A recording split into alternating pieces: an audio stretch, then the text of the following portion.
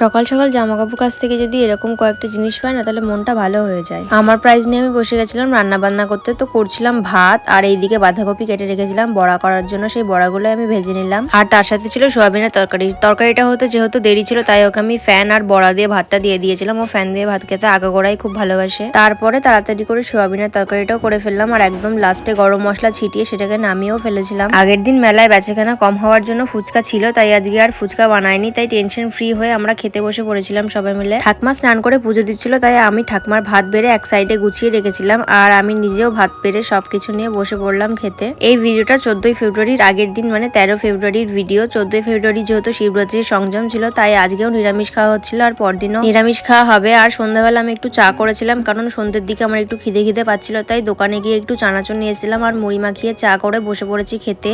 যেহেতু অবস্থা বুঝে ব্যবস্থা, তাই না এদিক ওদিক ঘুরতে যেতে পারি আর না কিছু করতে পারি, তাই তোমাদেরকে সারাদিন কি করলাম সারাদিন কি খেলাম এইসব ভিডিওই শেয়ার করা হয় সব থেকে বেশি। আর দেখতে দেখতে শিবরাত্রির আগের দিনও চলে এসেছে। আমি রুটি করছিলাম আর এটা আমার পাশের বাড়ির ননদ, ওকে বলেছিলাম রুটিগুলো ভাজ, কিন্তু সেটাও পারলো না। তারপরে আমি গিয়ে করলাম আর আমাদের ফুচকাও রেডি হচ্ছে একদিকে। এটা হচ্ছে আমাদের ফুচকার বাক্স, পাশে দেখতেই পাচ্ছ বাক্সটা অনেকটা বড়, ওর জন্য যতই ফুচকা বানায় না কেন ভরে আর ওঠে না। তারপরে আমি ওকে বাদ দিয়ে দিয়েছিলাম কারণ ও দুপুরবেলা খেয়ে বিকেলবেলা একটু বাজারে যাবে, কারণ পরের দিন যেহেতু শিবরাত্রি ছিল তার জন্য কিছু বাজার করার ছিল, কিছু ফল আনা ছিল। তো খেয়ে দিয়ে নিল ভাত। তারপরে আমি ওকে বাজারে পাঠিয়ে দিয়েছিলাম যে শিবরাত্রির জন্য কিছু ফল নিয়ে আসো। আমি যেহেতু সকালবেলা থেকে একা ছিলাম তাই আমার পাশে বাড়ি ননদ, যাকে ভিডিওতে প্রথমে দেখেছি, সে আর আমি দুজনে মিলে শিবরাত্রি করছিলাম। তো এখানে একটু পিঠে ছিল সেদিনকার, সেটাইও গরম করে খেয়ে নিচ্ছে। আর আমরা রাত্রেবেলা রান্না করছিলাম আতপ চালের ভাত। উনুন ধরাতে গিয়ে আমি হিমশিম খাচ্ছিলাম বলে এরা আমাকে কিরকম করে লেগ ফুল করছিল, তো তারপরে আমি হাঁড়ি চাপিয়ে দিলাম। আর আজকের মতন এইটুকুই আমি রান্না করে খেতে থাকি। তোমাদের ভিডিওটা ভালো লাগলে অবশ্যই চ্যানেলটা সাবস্ক্রাইব করো আর লাইক করে দিও। টাটা।